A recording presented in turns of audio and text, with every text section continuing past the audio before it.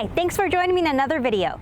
Today we're looking at Genesis' first dedicated electric vehicle model, the GV60. We did a quick test drive at the LA Auto Show in previous years, but now I'll get a better look at it. So let's check it out.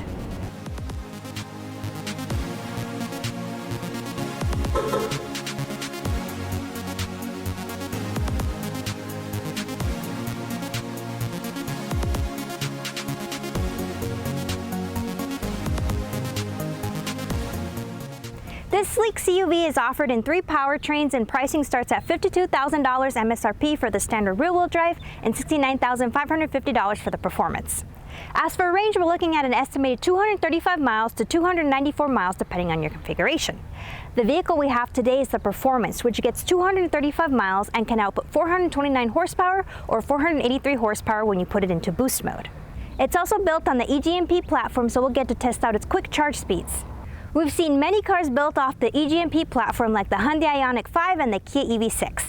They've all performed very well, so I expect great things out of this car. Genesis states it can do 10 to 80% in 18 minutes with a 350 kilowatt DC fast charger.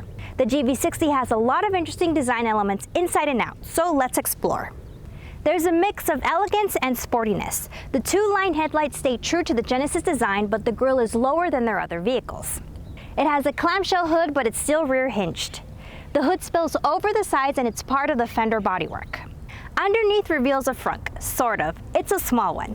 It's just like the Ioniq 5. I suppose you could fit your charging cables and adapters here, but not much more. You also have access to a few fluid reservoirs and electronics. There's a few cameras around the car, including right down here, which helps with parking.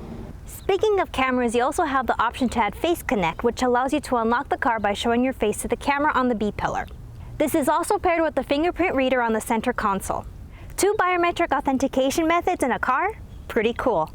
Continuing with the side of the car, we see the stylish 21-inch alloy wheels and handles that pop out when you approach it with your key.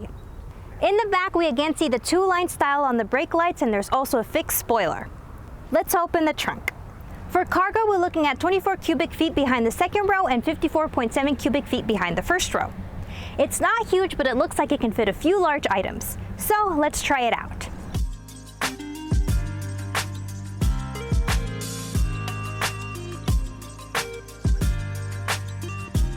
Inside, we're treated to some unique pieces.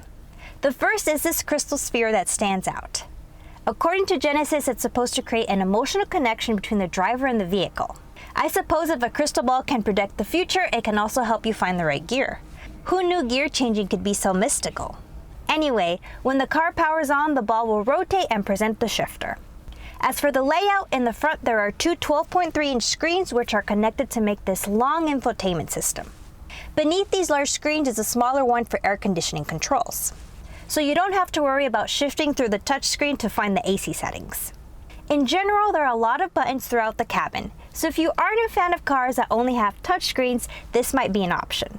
This car also has a floor-mounted accelerator, and the detail on the pedals looks quite nice. There's also some extra room underneath the armrest since it kind of just hovers. The glove box isn't a traditional one, but more like a drawer that pulls out. The seats feel nice. The materials feel high quality throughout the car. Well, except for the door handles and this fake speaker on the passenger side, which you can easily take off. If you ever need an extra area to store some cash, why not put a few bills behind the fake speaker? This diamond print can be seen on different surfaces in the car as well as on the key fob. You can stay connected with wired Android Auto and Apple CarPlay, and charge your phone with the wireless phone charger or 2 USB-C ports in the front. I feel like adults would be comfortable in the back seats. There's a decent amount of legroom. There's also a 120-volt outlet for rear passengers to use too.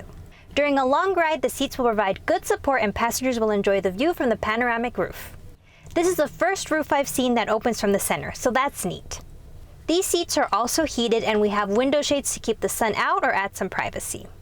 Under the center console, we have extra room to store some small items. Since this car is built from the ground up as an EV, it has a flat floor, so middle passengers won't have restricted leg space. If you've been inside a newer Kia, this interior layout will feel very familiar.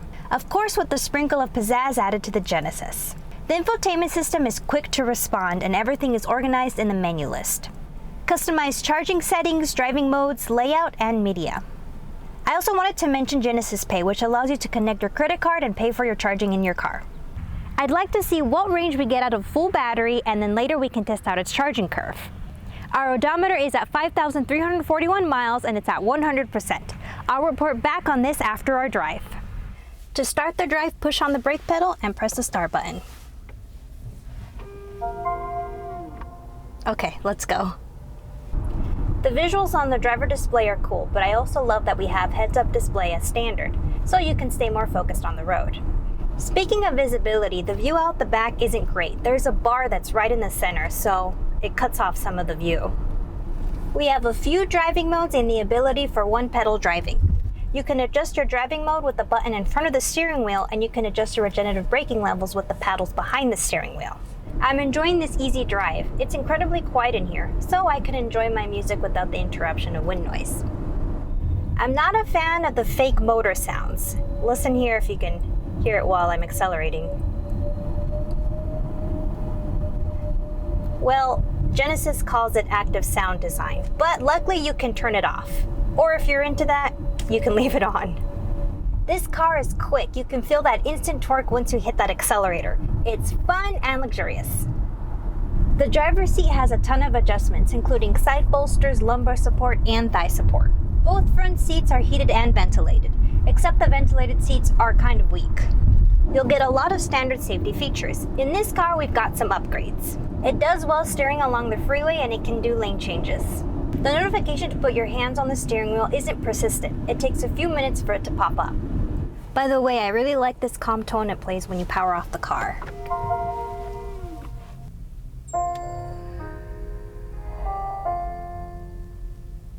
I always love talking about the eGMP platform. Hyundai created something great.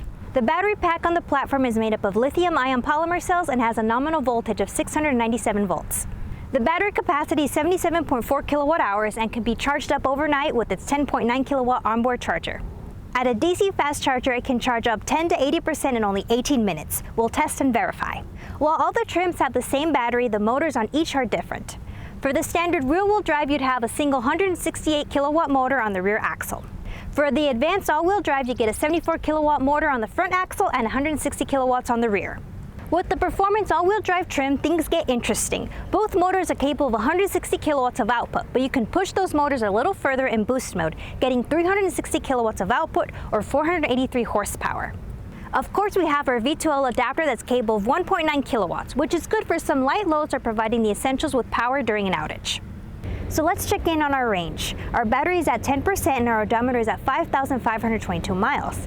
That means we drove 181 miles. If we were to estimate the range going down to 0%, we'd get around 201 miles. So that's short of what we're expecting. However, I did want to note the air conditioning may have taken a toll on our miles since it's peak summer in Phoenix and the AC was working overtime. All right, next step, charging. Our charging started strong, getting well over 200 kilowatts and reaching a peak of 236 kilowatts.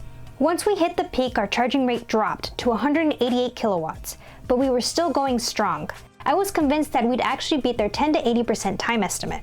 Another drop at 59%. No big deal, we'll still make it in time. 67%. Uh-oh, we're only charging at 32 kilowatts. After charging for a few minutes, we return up to 118 kilowatts and complete our charge. What this graph doesn't show very well is how long we were stuck.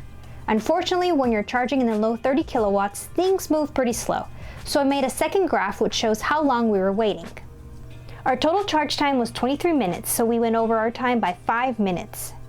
Without that drop, we would have made it in 18 minutes no problem. The total cost for this charge was $35.64 after tax. What were some pros and cons about the GV60? It has a comfortable and polished drive and bonus for the regen level settings. You'll be back on the road in no time with its fast charging. I love it when EVs add V2L capabilities. It comes in handy.